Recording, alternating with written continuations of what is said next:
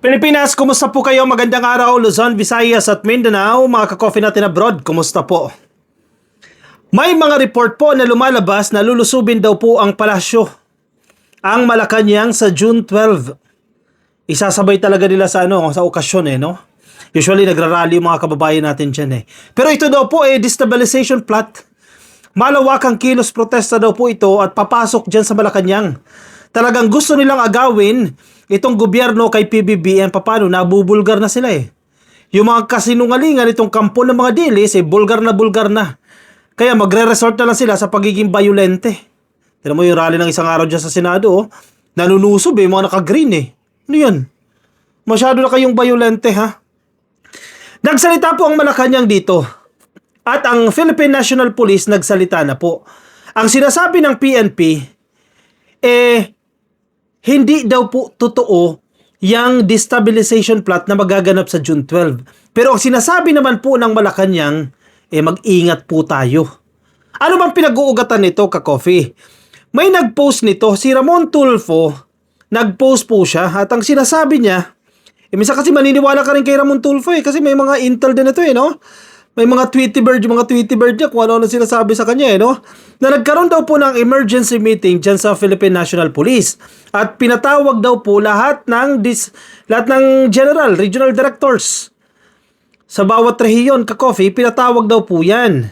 Okay, basahin ko sa inyo yung parte ng post ni Ramon Tulfo. And then may ibang vloggers din po na nag-post na tumutugma doon sa sinasabi ni Montulfo. So, syempre, may nangyaring meetings, etc. And even yung media, tinanong yan kay Jose Claire Castro sa press conference dyan sa Malacanang. Himayin natin, isa-isahin yan. Okay, kahapon po ito. Ito yung post ni Ramon Tulfo. Pwede niya pong i-check yan. Puntahan niyo sa kanyang Facebook page. Di niya po dinidelete yan. Sabi niya, and I quote, may Tweety Bird, may Tweety Bird, ibig sabihin po yung kanyang source, who attended the meeting in Camp Crame says the agenda was the plan to storm Malacanang. Lusubin po ang Malacanang ng mga pro-Sara groups on June 12. Ang plano daw po, ulitin ko lang ang plano daw po itong pro-Sara, yung mga kakampi po ni Sara Duterte, mga sumasanib sa kasamaan, lulusubin daw po nila ang Malacanang sa June 12. Kasabay po or to coincide with the Independence Day. Araw po ng Kalayaan, June 12. At isasabay nila yan. The Philippine National Police has received intelligence reports of a planned attack on the palace to be led by a religious sector or religious sect. Ano na naman tong relihiyon na to? Religious sect daw yan. Sino na naman yan? Ano na naman ipaglalaban ninyo dyan? No to impeachment ni Sara Duterte. Malinaw na malinaw po ang mga ebidensya. Kinakailangan po magkaroon ng impeachment trial dahil na-determine po yung probable cause. May 4 po tayong articles of impeachment. Kinakailangan pong isa lang yan. Diba?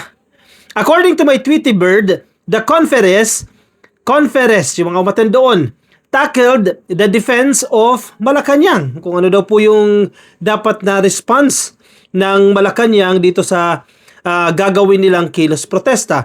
Nagsalita po dito ang Malacanang. Mamaya tayo sa PNP sa side ng PNP. Dito muna tayo sa sinasabi ni Jose Claire Castro ng PCO.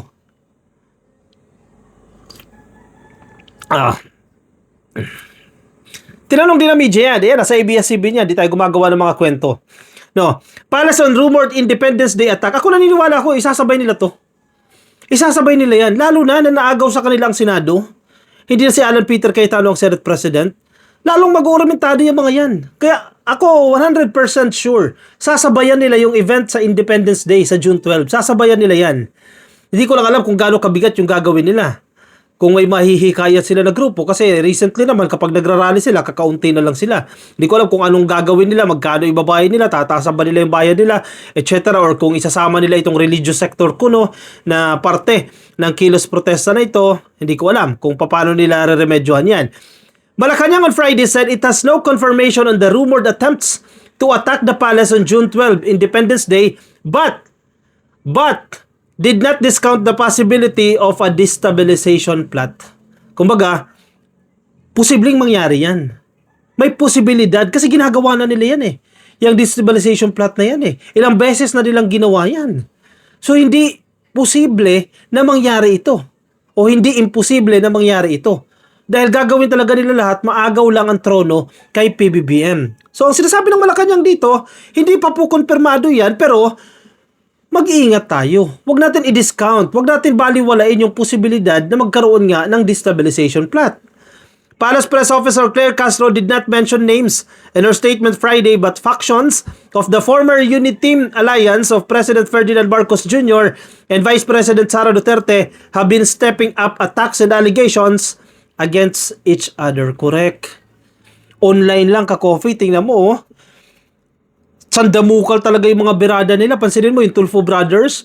Binugbog talaga nila ng mga atake eh. Di ba? Kasi after ng June 3 session, talagang hindi talaga nila tinantanan si Raffy Tulfo.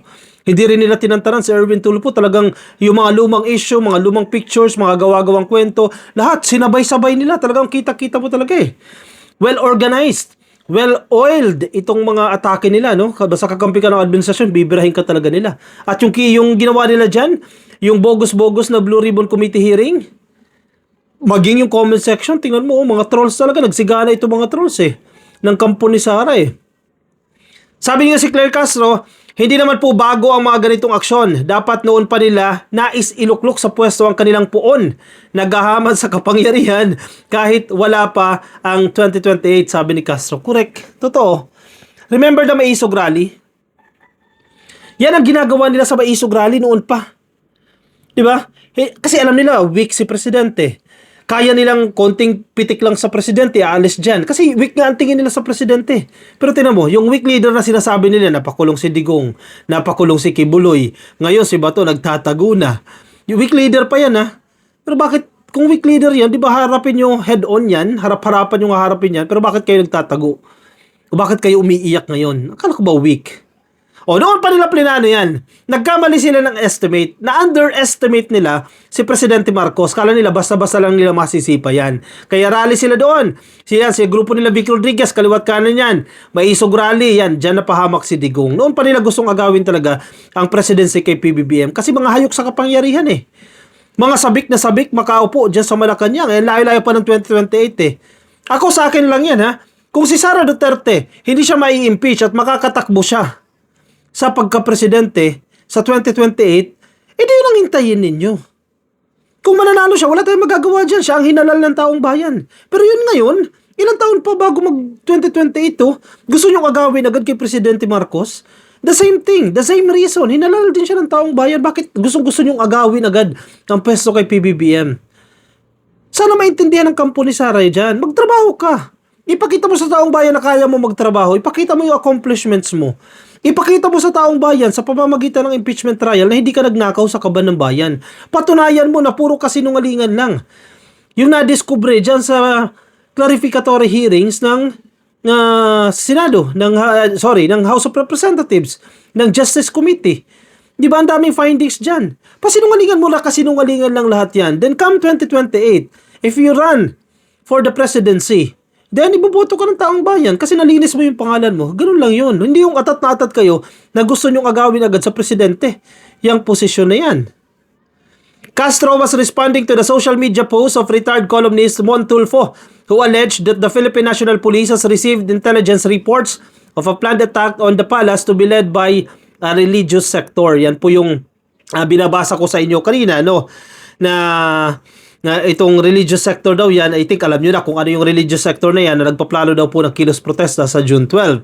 Ito po, bago lang ito, kanina lang ito ka-coffee, no? Headline din po ito ng Bilyonaryo News Channel, no? PNP denies destabilization plot targeting palace on June 12.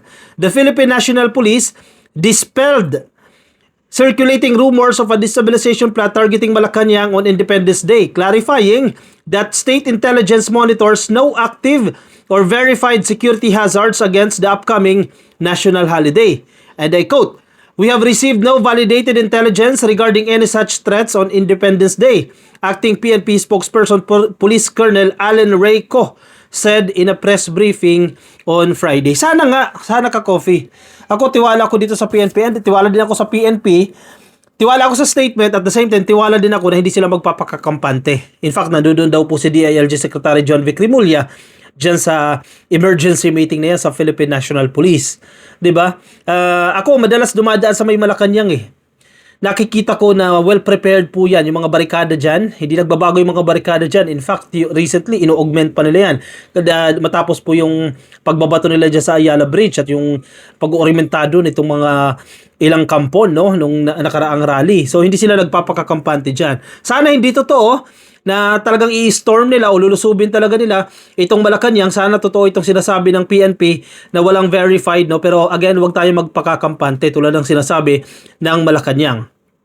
Sabi pa ng PNP, we reassure the public that the PNP remains ready and vigilant and fully deployed to ensure the safety and security of Independence Day celebration across the country. Sinabi rin po niya na sa kanyang statement after a reporter asked about the social media post from veteran broadcaster Ramon Tulfo, who claimed that a surprise closed-door command conference was held earlier Friday at Camp Crame in Quezon City.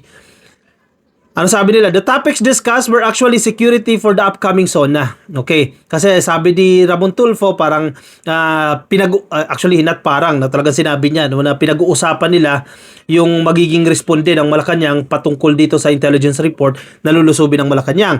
Pero ito po ang sinabi ng Philippine National Police according to their statement, no. Ang mga pinag-usapan daw po yung security preparations para po sa SONA ng ating presidente. Security dyan sa Senado as well as the Safer Cities Initiative of the Secretary. Yan po yung ilan sa kanilang pinag-uusapan dito. Again, we will verify that information and we will act accordingly, sabi po ng Philippine National Police. Sana hindi totoo yung paglusob na yan. Okay, ka-coffee, anong komento? May gusto ka ba sabihin? Opinion, reaction? Lagay dyan sa comment section para mabasa po ng iba natin mga ka-coffee na sa Facebook. Baka di ka pa naka-like and follow, please like and follow. YouTube subscribe, TikTok subscribe. I'll see you in my next video. Bye-bye.